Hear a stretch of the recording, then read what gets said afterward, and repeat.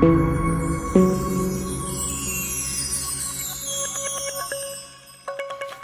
à tous, et bien la forme est là, hein, quintet samedi, petit tiercé ce dimanche, on va essayer de continuer, mais alors ce lundi, comme je l'ai dit il y a quelque temps, prenez vos maillots de bain, ce sont les nageurs qui vont briller, le terrain va être lourd, voire très lourd, et donc les chevaux de bon terrain vont être désavantagés.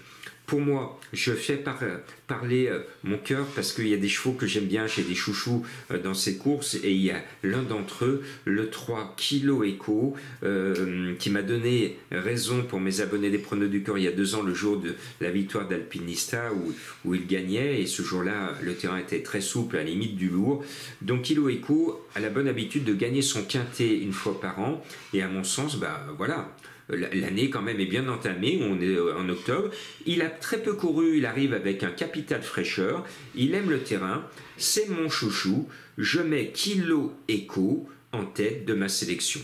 Maintenant, vous l'avez vu, vous l'avez constaté, si vous n'êtes pas au courant, je vous rappelle qu'il y a une lutte acharnée à la Cravache d'Or 2024 entre Michael Barzalona et Maxime Guyon, le meilleur l'emportera, et je sens Michael Barzalona un peu plus motivé, et surtout très motivé en ce moment, donc je mets le 4 Tigre qui va sortir ses griffes, et Michael Barzalona aussi, il va essayer de sublimer le cheval, et puis Maxime Guyon est sur un cheval qui cherche son quintet, il va finir par le trouver, le 11 Terre de Guerre, il va partir la fleur au fusil tout à l'heure, ce Terre de Guerre va faire feu de tout bois comme Maxime Guyon, parce qu'il est très légèrement en tête de la Cravache d'Or, et il veut garder cet avantage jusqu'à la fin de la période, et vous le savez, moi je suis hostile, j'ai fait une pétition, je la ressortirai quand la Cravache d'Or 2024 sera finie officiellement.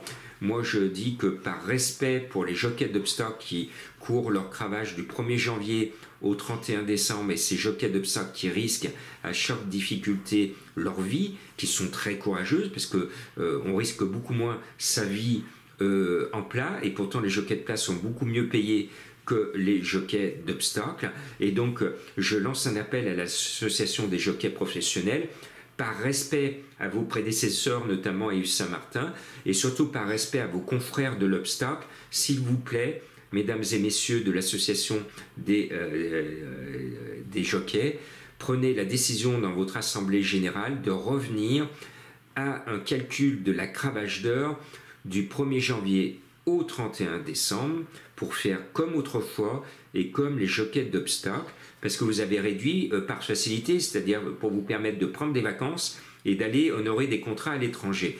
Non, c'est pas comme ça que ça fonctionnait jusqu'à présent, donc ne touchons plus à nos traditions. On touche à nos traditions. Même certains promoteurs immobiliers touchent tellement à nos promotions qu'ils lorgnent sur nos hippodromes pour y construire des trucs, des choses et gagner des sous. On est en train de tuer nos traditions. Et cette Cravache d'Or qui est en toc, depuis que ça a été retoqué, eh bien, elle n'a plus sa saveur d'autrefois, donc je le dis honnêtement. Donc, Maxime Guyon, je le mets, le message est passé. Je mets ensuite Joe Spirit, le 13, j'aime bien l'esprit de Joe, monté par Christiane Demureau, il aime le terrain lourd, je le mets. Et puis le 10, Peaceful Sea, est un peu ma trouvaille, avec Marie Vellon. Le cheval me plaît bien, et je pense qu'il va courir en progrès.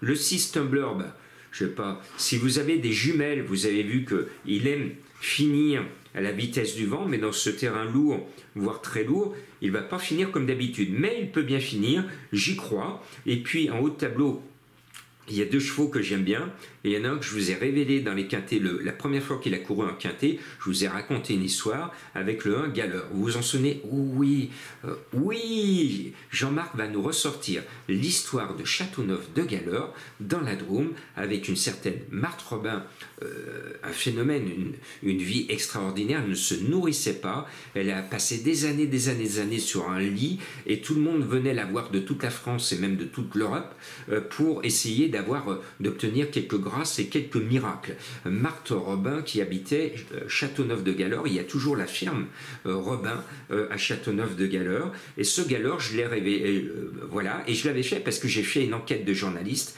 Et quand je travaillais à la télévision, à Télé Lyon Métropole, j'avais fait une émission spéciale, Les Mystères de Lyon, où j'avais fait une longue enquête sur Marthe Robin, et donc Galore, je suis obligé de le mettre, malgré ses 61,5 kg, le handicapeur a été très méchant avec lui. Et puis je salue notre Lyonnais, Goudot, qui nous présente le vieux de la vieille, notre papy qui est fait de la résistance, et il a des cheveux blancs, plutôt des poils blancs, c'est le de l'Arnaud. Alors lui, il a son maillot de bain, et lui, c'est le nageur des nageurs. Ouh, il y va. 38 quintés dans sa carrière. 38 quintés dans sa carrière. Eh bien, je lui envoie des ondes positives. C'est un cheval qui est tellement courageux. Il a beaucoup gagné en plus cette année. Le handicapeur, pour un cheval de 10 ans, il a été méchant avec lui. Eh bien, charge à l'Arnaud de nager plus vite que les autres.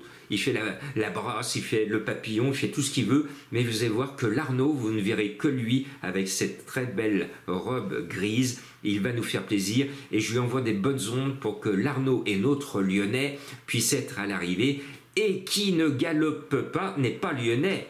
Ouais.